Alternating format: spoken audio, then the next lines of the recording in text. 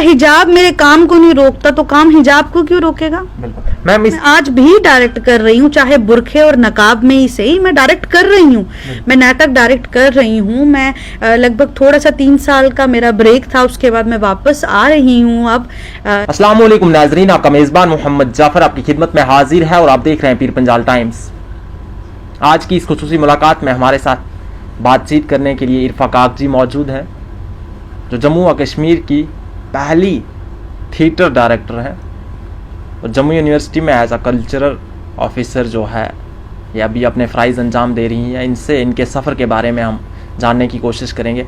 Ma'am सबसे पहले तो खैर मकदम है आपका हमारे चैनल में। शुक्रिया बहुत बहुत। अस्सलाम वालेकुम व रहमतुल्लाहि व बरकातुहू। मैम मैं जानना चाहूँगा कि आपने अपने इस सफ़र की शुरुआत कैसे की और कितनी मुश्किलात का सामना करना पड़ा इस अपने सफ़र के दौरान? सबसे पहले तो मैं आपको बता दूं कि मैं पहली थिएटर डायरेक्टर नहीं, पहली वुमन थिएटर डायरेक्टर हूं जो एकेडमिकली ट्रेंड है थिएटर आर्ट्स में। जम्मू कश्मीर में थिएटर डायरेक्टर्स और हैं, मतलब ख़वातीन हैं जो डायरेक्शन में हैं। मैं पहली हूं जिसने एकेडमिक ट्रेनिंग यानी एमए किया है इसमें। तो मुश्किलात खैर उस तरह से नहीं, हाँ मुश्किलात ये ज़रूर आई कि यहाँ पर डिपार्टमेंट नहीं था थिएटर का, तो मुझे थिएटर में एमए करने के लिए बाहर जाना पड़ा। रिश्तेदार मतलब ये ज़रूर बोला करते थे कि भाई थिएटर में कौन सी एमए होती है और थिएटर में कौन सी पढ़ाई कर लेगी ये, और उसके बाद नौकरी कहाँ से लगेगी। हम तो सारे, हमारा सारा जो मुआशरा है वो तो नौकरी, सरकारी नौकरी के आगे पीछे घूमता है ना, तो ये पढ़ेगी तो इसकी सरकारी नौकरी, ये क्या कर रही। मतलब मेरे रिश्तेदारों को समझ ही नहीं आता था कि मैं सेंट्रल यूनिवर्सिटी ऑफ हैदराबाद, जो इस समय टॉप मोस्ट यूनिवर्सिटी है, मैं वहाँ पर पढ़ रही थी और मेरे रिश्तेदारों को समझ नहीं आती थी कि मैं वहाँ पर क्या कर रही हूँ। सिर्फ मेरे वालिद को पता था, या जो थिएटर के लोग थे यहाँ पर उन्हें पता चलता था कि ये क्या कर रही है। वहाँ से पास आउट होने के बाद आई हूँ मैं 2012 में जम्मू वापस, और आते ही मैं लकी रही कि तब की नेशनल स्कूल ऑफ ड्रामा की डायरेक्टर प्रोफेसर अनुराधा कपूर ने मुझे एक वर्कशॉप दिया नेशनल स्कूल ऑफ ड्रामा का, और मैं पहली कैंप डायरेक्टर थी जम्मू कश्मीर की, youngest camp director, that too women. 40 बच्चों के साथ मैंने एक वर्कशॉप किया और उनके साथ एक नाटक किया, ब्रेख्त का 3 पेनी ओपेरा, और लगभग 9 या 8 नेशनल इंटरनेशनल फेस्टिवल्स में उस प्रोडक्शन ने ट्रैवल किया, हमने पार्टिसिपेट किया।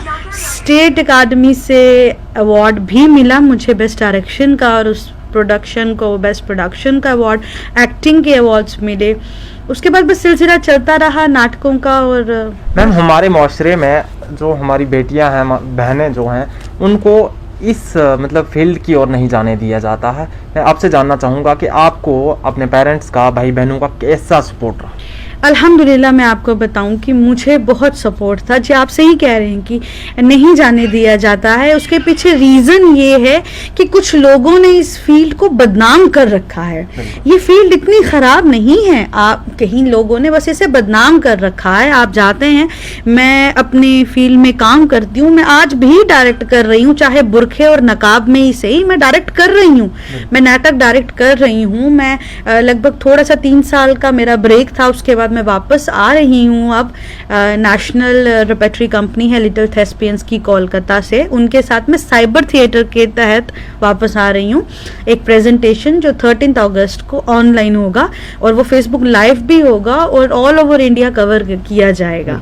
मैम मैं जानना चाहूँगा, कवि रत्न सम्मान से भी आपको नवाजा गया था, जहाँ पर आपने 2 नाटक शायद वो प्ले किए थे, उन नाटकों के बारे में मैं जानना चाहूँगा और कहाँ पर आपको ये अवार्ड जो है दिया गया? कवि रत्न रंग सम्मान बहुत बड़ा सम्मान था, जो पहली बार इंट्रोड्यूस जब वो हुआ था तो वो मुझे मिला था।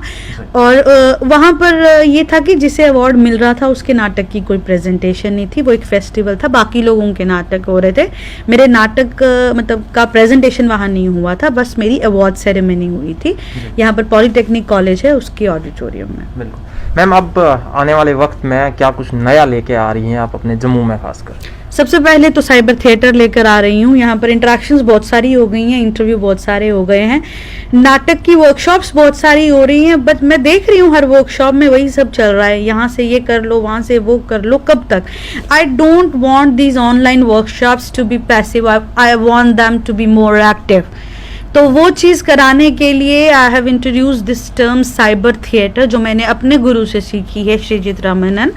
तो साइबर थिएटर जो है ये पहली बार होगा, पहली बार एक नाटक जो है वो ऑनलाइन 15 इंच या 17 इंच की लैपटॉप स्क्रीन पर खेला जाएगा, जूम पर ऑडियंस ज्वाइन करेगी और आपके सामने एक्टर परफॉर्म करेगा। उसकी प्रैक्टिस चल रही है, 5 से 7 मेरी उसकी वो चलती है, रिहर्सल चलती है, और वो 2 घंटे तो फॉर्मल रिहर्सल चलती है। जो बच्चे हैं उनके साथ अलग अलग मैं वीडियो कॉल पे जुड़ती हूँ पूरा दिन में, और उनका जो सेल्फ रिफ्लेक्सिव पीसेस जो वो प्रेजेंट करने वाले हैं उन पे मैं उनके साथ काम करती हूँ। तो 13 अगस्त को मैं इंशाल्लाह आप लोगों को भी उसका लिंक भेजूंगी, आप लोग भी ज्वाइन कीजिएगा और देखिएगा कि ऑनलाइन परफॉर्मेंस कैसी होती है। मैम, एक नाटक मतलब तैयार करने में और उसके लिए रिहर्सल करने में कितना वक्त लगता है, एक नाटक को कम्प्लीटली तैयार करने में? आपने 1 हफ्ते वाला नाटक देखा है? जी। देखा है? जी। फिर आपने कोई वो नाटक देखा है जिसे तैयार करने में लंबा वक्त लगा हो? नहीं देखा। नहीं। यहाँ पर ना जम्मू में आपको पता है, ये शायद मुझे कुछ गलत भी बोल जाएं, लोग मुझे गालियां देना शुरू कर देंगे, यहाँ पर ना नाटक हफ्ते में भी होता है, 7 दिन में ना वो नाटक कर देते हैं। मैं आज तक नहीं समझ पाई 7 दिन में नाटक कैसे हो जाता है, क्योंकि मुझे लगता है एक नाटक का प्रोसेस जो है, एक production process, I think I need 45 to 50 days वो एक नाटक तैयार करने के लिए। वो तो आप एक नॉर्मल छोड़ लीजिए, भाई मुझे तो 6 महीने चाहिए एक नाटक। मैं तो एक नाटक को वैसे लेती हूँ जैसे एक माँ बच्चा जनती है 9 महीने। तो मुझे नहीं पता 7 दिन में नाटक होता है और संडे को नाटक हो जाता है। मैम, जब आप कोई नाटक वगैरह प्ले करती हैं तो क्या तब भी आप हिजाब में ही रहती हैं इसी तरह से? जी हाँ, बिल्कुल। क्यों, मेरा हिजाब मेरे काम को नहीं रोकता, तो काम हिजाब को क्यों रोकेगा? बिल्कुल। मैम, इस हिजाब को लेकर आपने अपनी लाइफ में कितनी प्रॉब्लम्स जो हैं वो फेस की है? प्रॉब्लम्स इस तरह से, देखिए मैं सच्ची बोलूं तो ऐसा उस तरह से तो ऐसा सच कुछ नहीं हुआ। हाँ, मुझे कई जगहों पे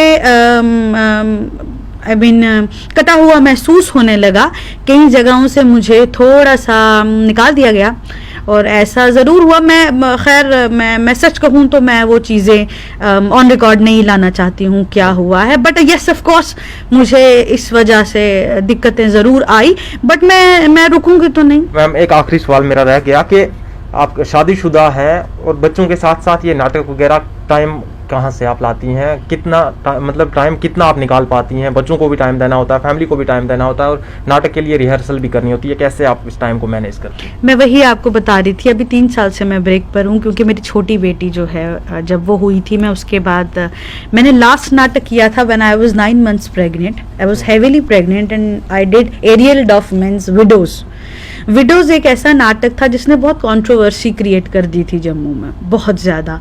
मुझे बहुत ज़्यादा इल्ज़ामात का सामना करना पड़ा उस नाटक के बाद।